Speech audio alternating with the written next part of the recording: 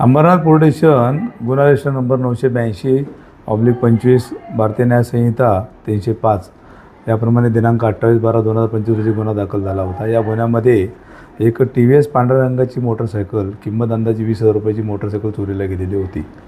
या दुचाकीचा शोध घेत असताना पोलीस शिपाई दराडे आणि पोलीस शिपाई पाटील स्वप्नील पाटील या दोघांनी देखील कंटिन्यू 3 दिवस सतत आरोपीचा मागोवा घेतला। CCTV फुटेजच्या आधारे मागोवा घेतला असता त्यांना ते आरोपी अंबरनाथ पूर्व या ठिकाणी असल्याचे दिसून आले आणि त्या ठिकाणी त्याला ताब्यात घेतलं।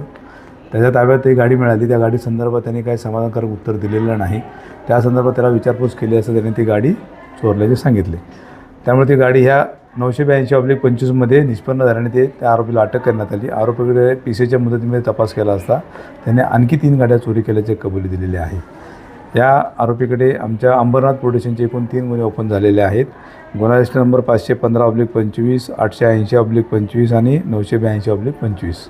तरी शिवाजीनगर पोलीस स्टेशनकडे गुन्हा निष्पन्न झालेला आहे।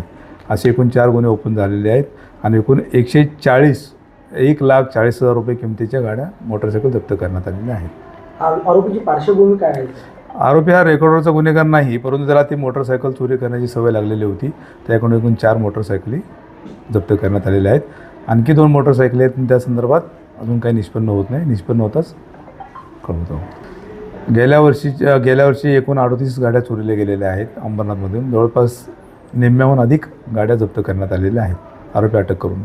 कोर्टामध्ये हजर PC मिळालेली आहे। आज देखील आम्ही कोर्टात हजर करीत आहोत।